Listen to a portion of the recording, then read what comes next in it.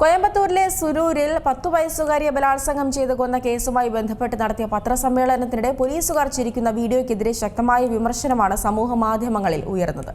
ഇതിന് പിന്നാലെ ഇവർക്കെതിരെ വിജയ് നടപടിയെടുത്തുവെന്ന രീതിയിലെ വാർത്തകളാണ് ഇപ്പോൾ പ്രചരിക്കുന്നത്.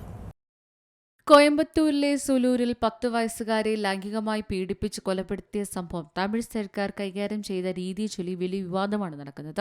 കേസിനെക്കുറിച്ച് ചോദിച്ചപ്പോൾ ചിരിക്കുന്നതായി കണ്ടതിനെ തുടർന്ന് തമിഴ്നാട് വ്യവസായ മന്ത്രി എസ് കീർത്തനയ്ക്കെതിരെ BJP രൂക്ഷ വിമർശനം ഉന്നയിച്ചിരുന്നു.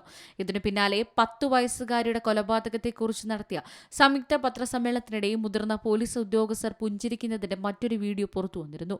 മാധ്യമങ്ങളുമായി സംസാരിച്ചതിന് ശേഷമാണ് തന്റെ പുഞ്ചിരി വന്നതെന്ന് കീർത്തന വ്യക്തമാക്കിയെങ്കിലും പോലീസ് ഉദ്യോഗസ്ഥരുടെ പെരുമാറ്റത്തെക്കുറിച്ചുള്ള വിമർശനങ്ങൾക്ക് അവർ ഇതുവരെയും മറുപടി നൽകിയിട്ടില്ല.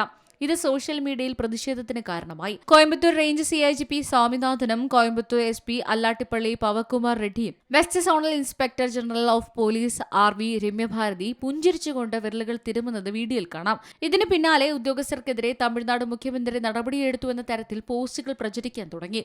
3 ഉദ്യോഗസ്ഥരെ സസ്പെൻഡ് ചെയ്തു എന്ന രീതിയിലായിരുന്നു പ്രചാരണം. പക്ഷേ ഇത് വ്യാജ വാർത്തയാണ്. ഉദ്യോഗസ്ഥർക്കെതിരെ നിലവിൽ നടപടിയെടുത്തിട്ടില്ല. പ്രചരിക്കുന്ന പോസ്റ്റുകൾ തള്ളി TVK രംഗത്തെത്തിയിട്ടുണ്ട്. മെയ് 21-നാണ് കോയമ്പത്തൂരിൽ 10 വയസ്സുകാരിയെ ബലാത്സംഗം ചെയ്ത് കൊലപ്പെടുത്തിയത്. വീടിന് പുറത്ത് കളിക്കുകയായിരുന്ന പെൺകുട്ടിയെ കാണാതാവുകയും പിന്നീട് മരിച്ച നിലയിൽ കണ്ടെത്തുകയുമായിരുന്നു. പെൺകുട്ടി ബലാത്സംഗത്തിനിരയായ ശേഷമാണ് കൊല്ലപ്പെട്ടതെന്ന് അന്വേഷണത്തിൽ തെളിഞ്ഞു.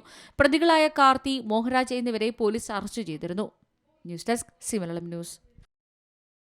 ഏറ്റവും പുതിയ വാർത്തകളും വിശേഷങ്ങളും വിരൽത്തുമ്പിലറിയാൻ സി മലയാളം ന്യൂസ് എല്ലാ ഡിജിറ്റൽ പ്ലാറ്റ്ഫോമുകളിലും ലഭ്യം.